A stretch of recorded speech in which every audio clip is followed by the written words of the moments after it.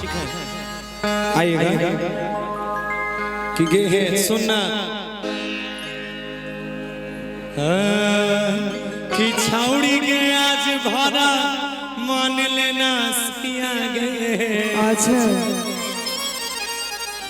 सुनना आय भर तू हमरा सैया मान ले प्रोग्राम भर मान ले ओकर बाद नहीं मानी है।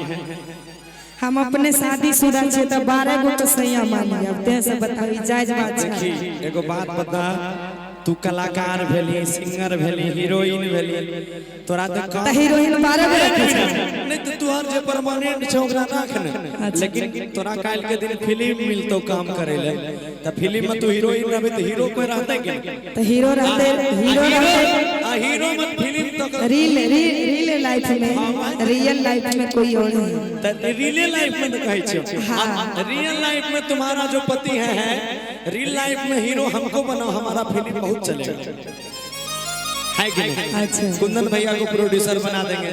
हाँ डायरेक्टर हमारे पास आइए तब कल से शूट किया जाएगा। कौशल है ये है डायरेक्टर आइए अजय जय रहेगा टिकट ब्लैक में बेचेगा। सुनिए एक बात कहेंगे आपसे देखिए रील के लिए ही कह रहे हैं रील में सुनिए कि छाउड़ी के आज भरा मान लेना सैया अच्छा मान लेना कि छाउड़ी के आज भरा मान लेना सैया के छौरा रे भाग भाग जाग गेलो मैया रे। आइए ना सुशील भैया 1 2 3 4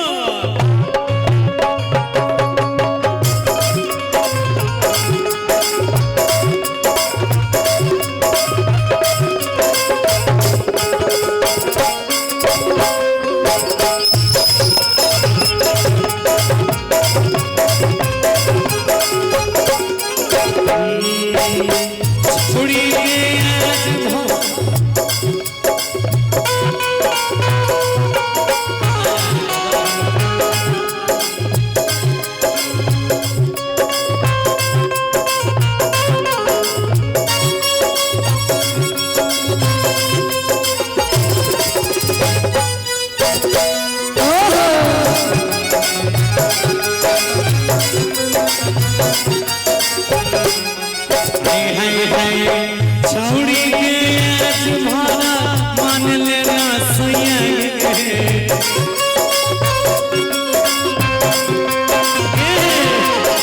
छाउड़ी के आज भरा मान लेना सैया छौरा रे भाग भाग जाग गेलो मैया रे।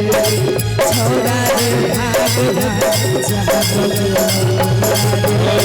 छाउड़ी के करे कुछ बात के उपाया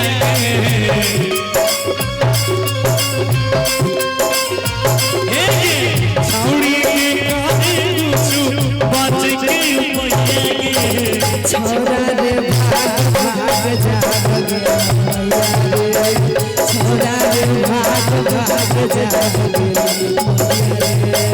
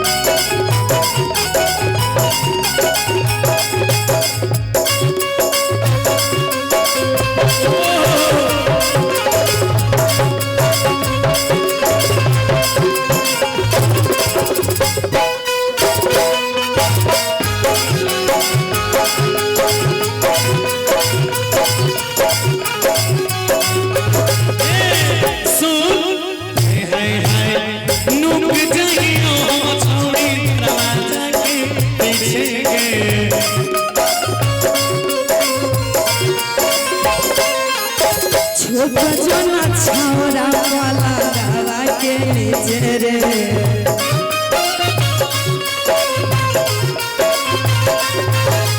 नुक चाहिए छौरी पीछे गे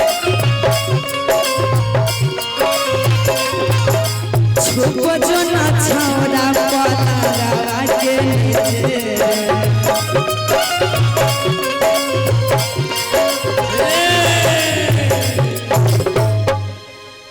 कि नुक जहियो हम छौड़ी है गे दरवाजा के पीछे गे कि छुप जो ना छौरा रे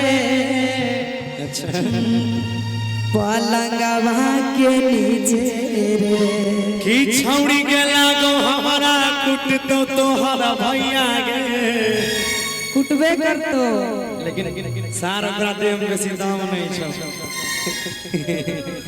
सुन कौन कि छौड़ी के लागो हमारा आगे कुट तो तोहरा भैया गे कि छौरा रे भाग भाग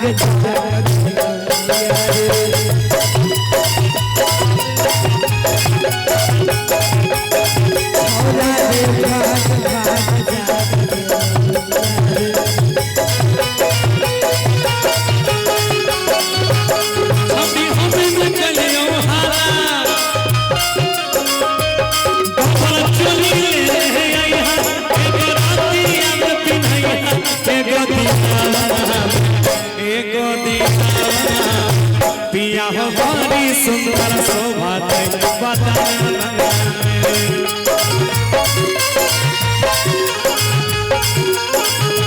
राजा हो बड़ी सुंदर शोभा बता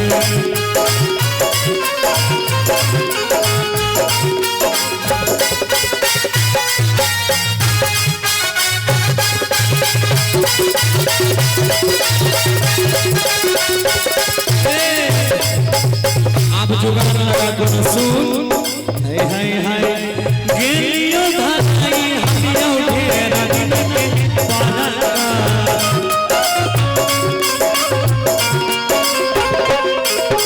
खीरा की से कूद के गौरव भाग तरपल तरप ये मगे गेलियो भाई रहिया उठे रागिन से पाला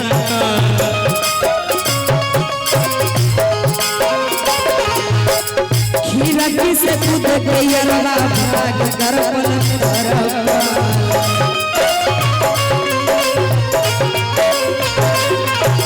कौन बयासी साला के होइते कुटैया गे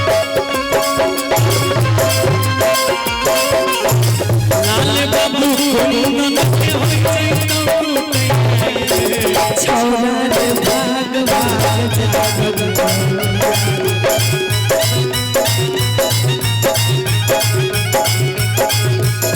छौरा रे